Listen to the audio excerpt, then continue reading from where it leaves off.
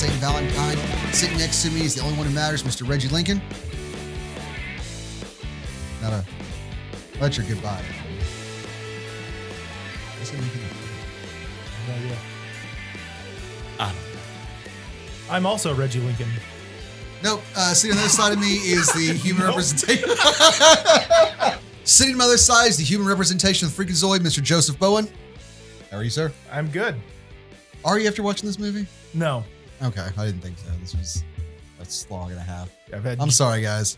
I really need to stop buying things from the recycled books down the street and hoping they're going to be good. Yeah, Actually, you do. They probably would have just given that to you. I bet you wouldn't even have to buy it. I bet it didn't pay much. You didn't pay much for it, did you? Well, we're getting to tearing this movie apart in a second, but back there producing for us is the host with the most, Mr. Caden Ramos.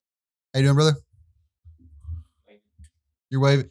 Because you're obviously in a visual medium right now. Thank you. Yeah. Yeah, he doesn't have a mic or a camera. You can yell. Nope, that's not words. You can walk over here and talk if you want. You can yell loud enough, and this one will pick you up. Hi. Thank you. What's up? You did good, lad. You did good. All right. So normally when I go to the recycled books, I go pick up movies for our punishments. You know, when we did the wrestling reviews and the predictions and stuff.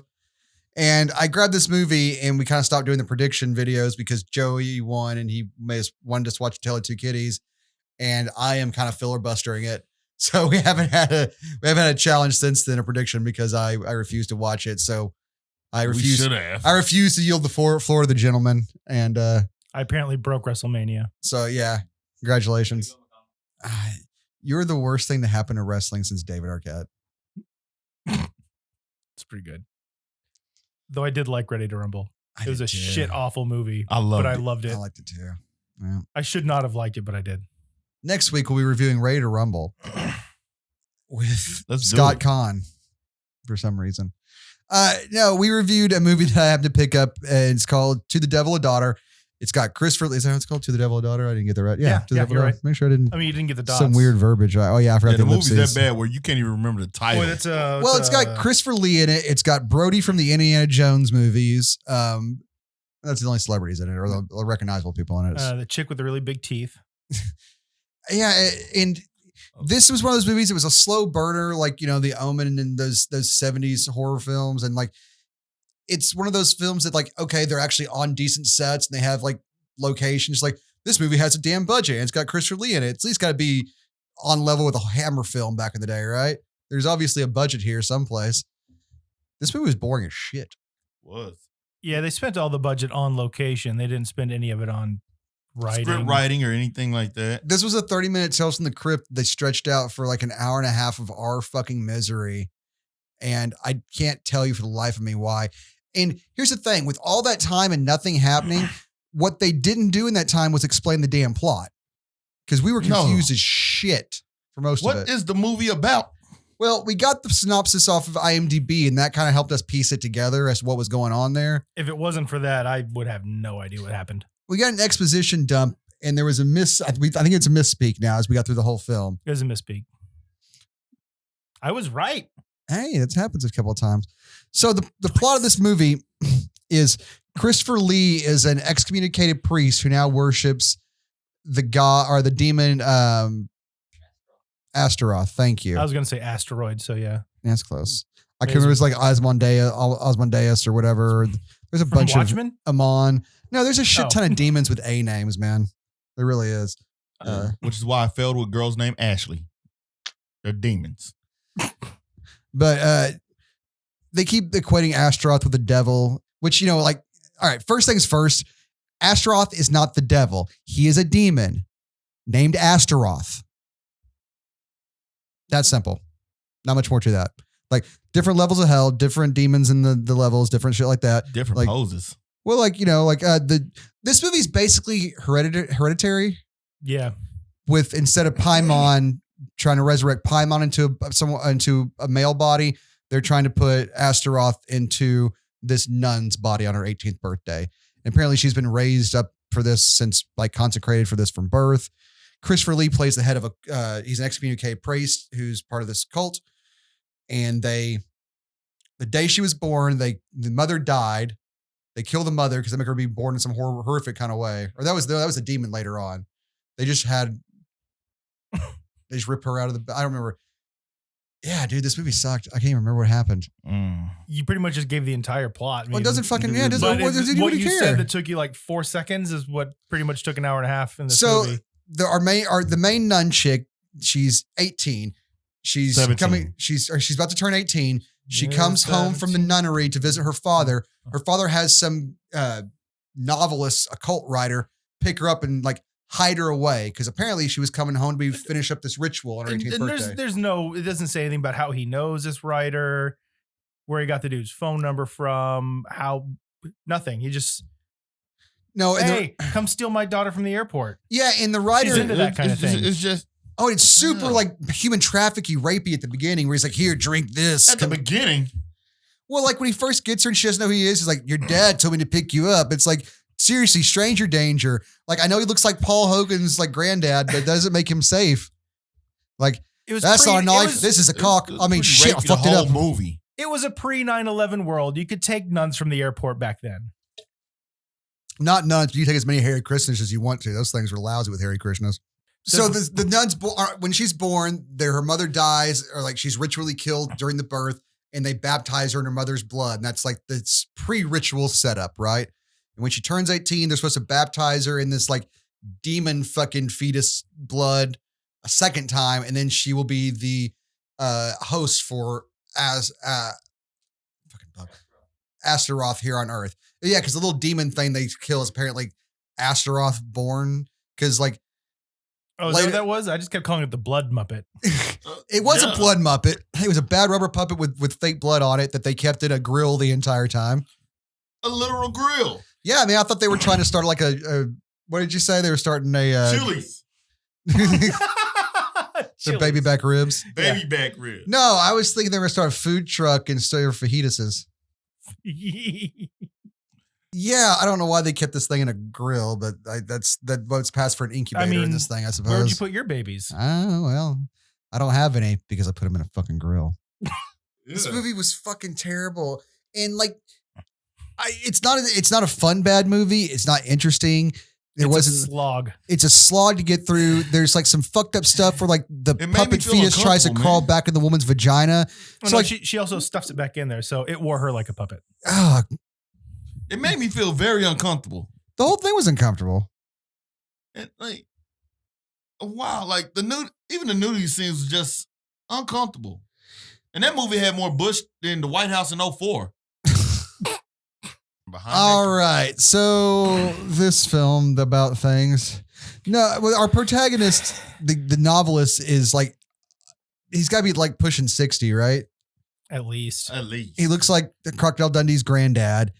And so the nun who's, being hidden away from the cult because her dad, who was part of the cult, got cold feet and doesn't want to deliver her on her 18th birthday to finish the sacrifice, right? Or to finish the baptism and the ritual.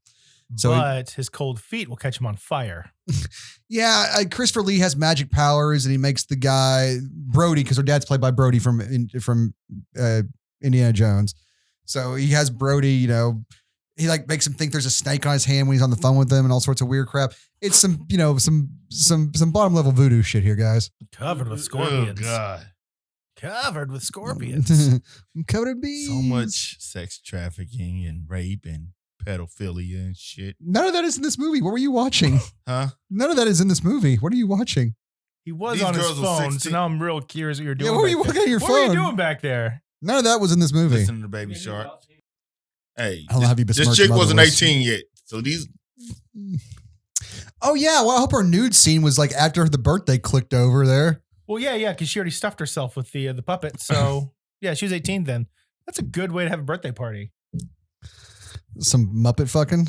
Yeah. When I turn 18, stuff me with a Muppet. We'd rather do anything but talk about this fucking movie, wouldn't we?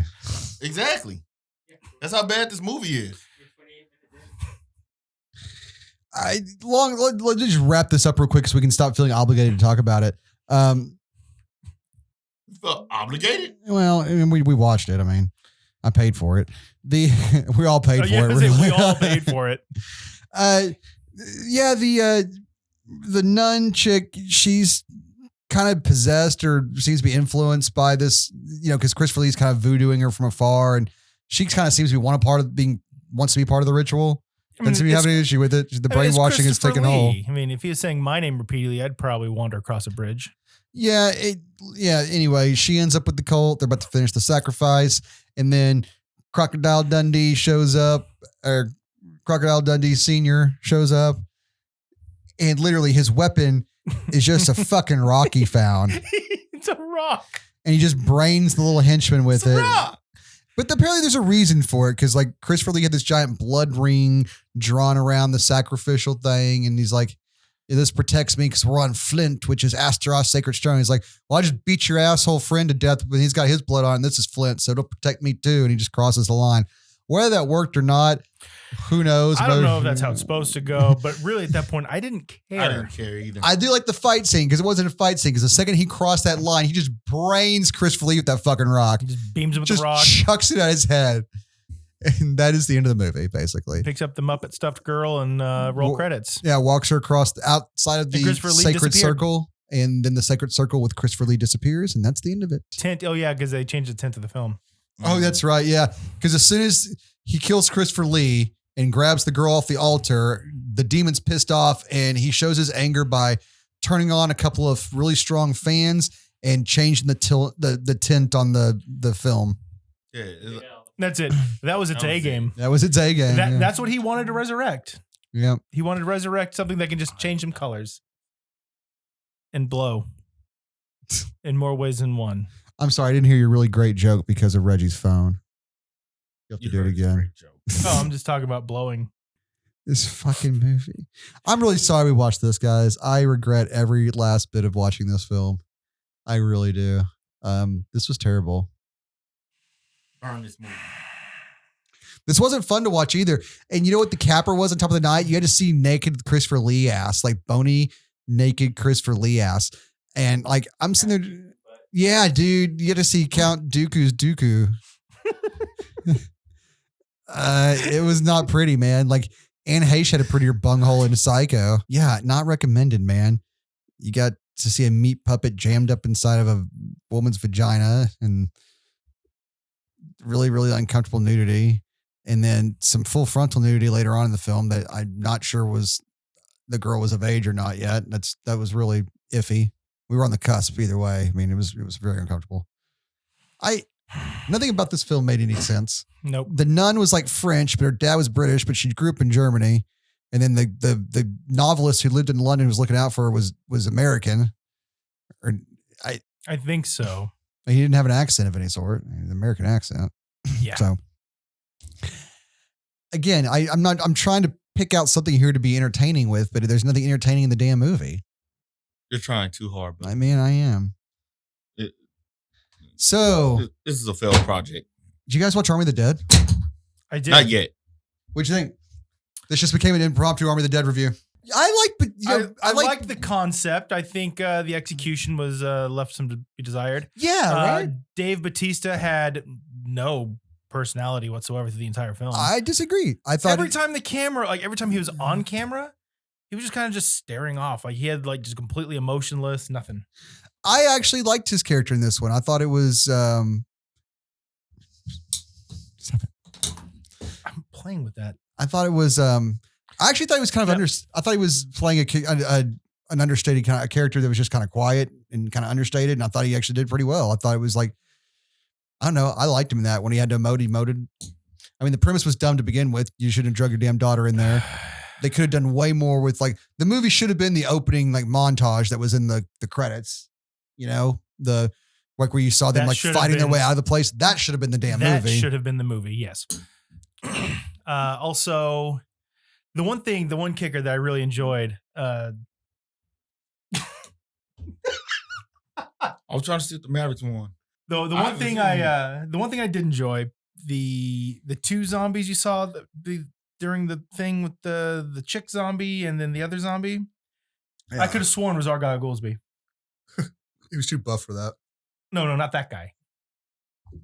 Not the main bad guy, zombie guy. No, I know what you're talking about. Okay. They were all too buff to be Argyle Goolsby. That guy's kind of scrawny. No offense, Argyle, if you're watching this, which you're not. No one says. Maybe drop his name enough. Like Beetlejuice.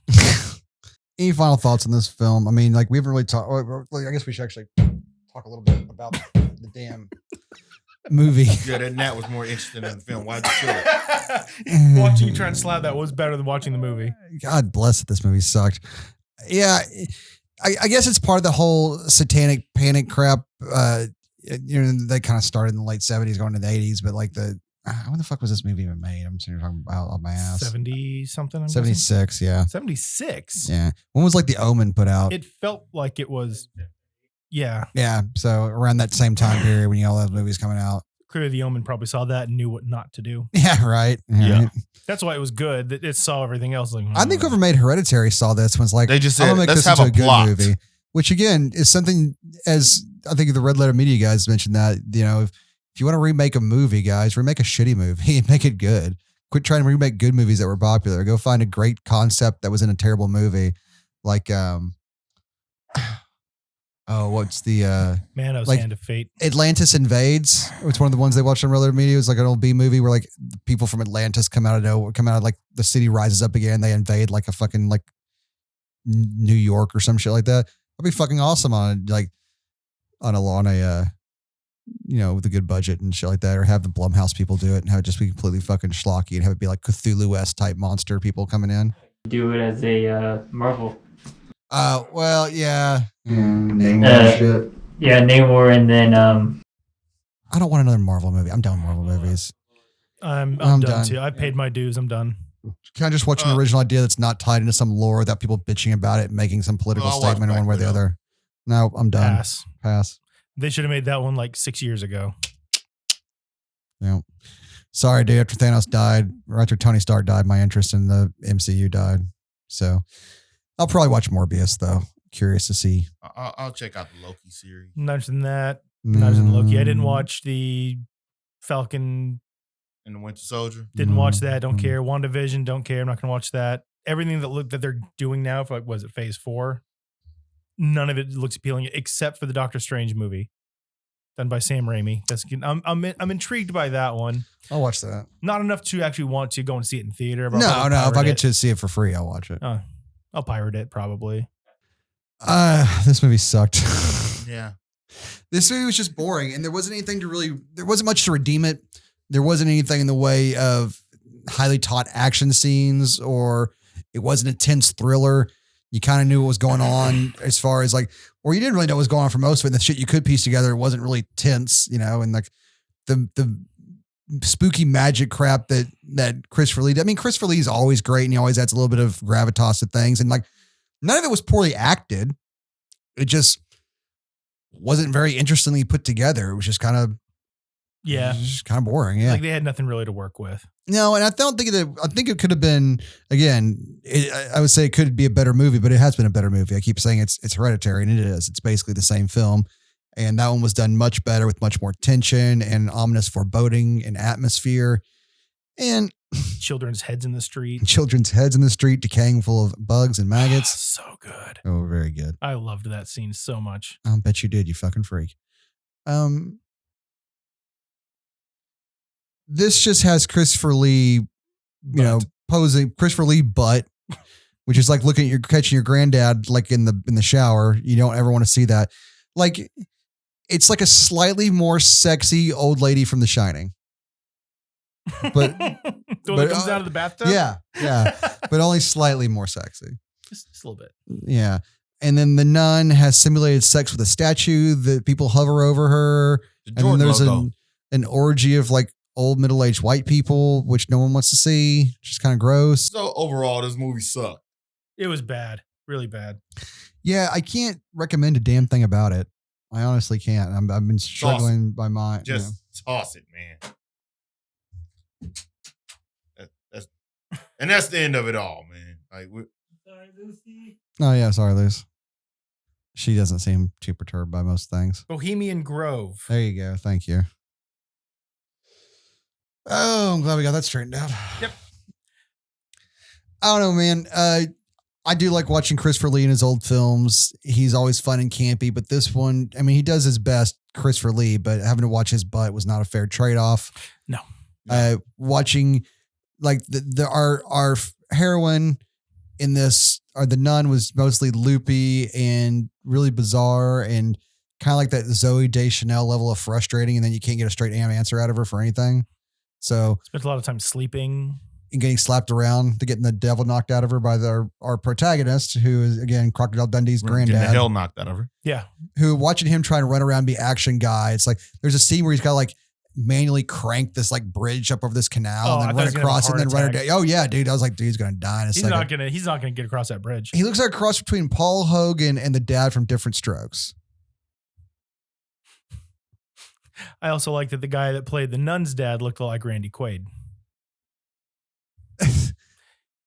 That was Brody. That was Brody from Indiana Jones. He was just young, man. Younger. I just say, looked like Randy Quaid. Like, but he was acting, guys ranting and raving about bullshit. He was acting like Dudley Moore drunk. That was the impression I got. Like, this movie sucked, man. Sometimes as an actor, you just do movies and hope for the best, or just need a paycheck. And I'm gonna guess that's what this was for some of these people. But it's weird. It felt like it had a budget. It felt like an actual movie. Like, it didn't feel like we were watching Killjoy or something, from Charles Band. Like, it felt like somebody competent made this movie. They just forgot to put the plot in there. Yeah. So, Caden, I am looking forward to doing DFP2 with you. Thank you so much for joining us in this episode of Ramble On Movie Reviews. You guys got any final thoughts on this shit show? I'm all out. I'm just disappointed about that game, man. I really am. It was, Say hi to your mother for me.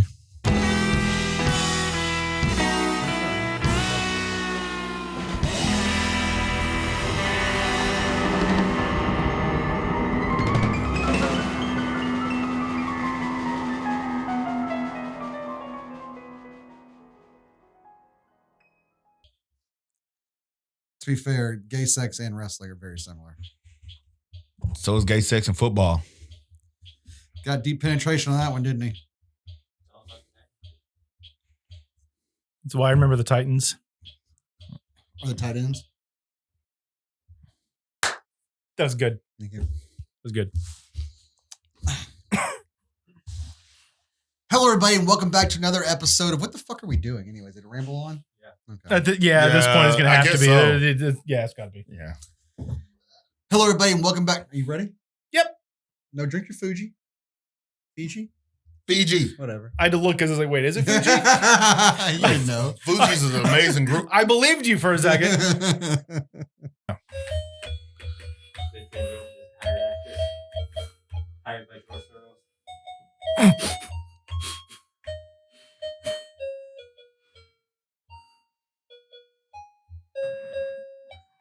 There's a record option?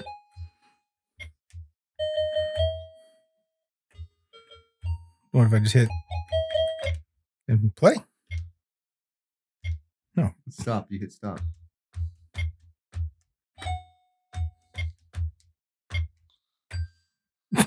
I quit.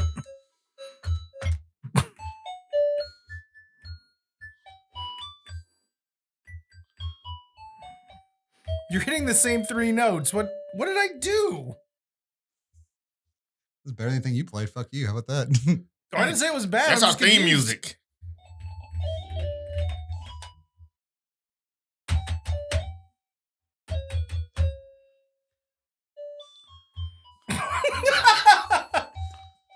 I'm having a blast. Okay, right.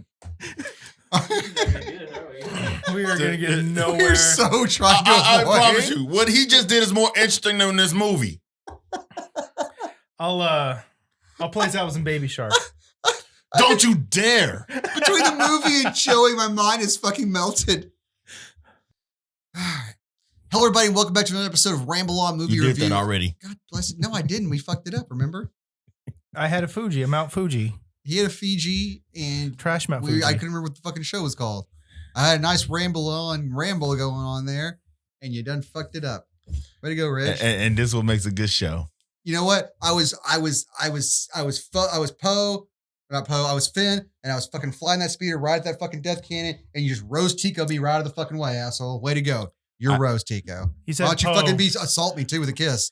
Fucking asshole. He said, No, Poe. please I don't. was thinking of the Teletubby. I was like, no, he has the red one. Bless it.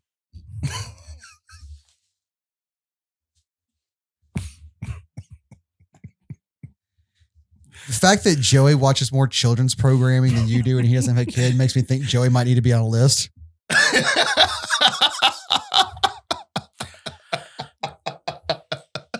Now that he brings that up, that is kind of scary, Joey.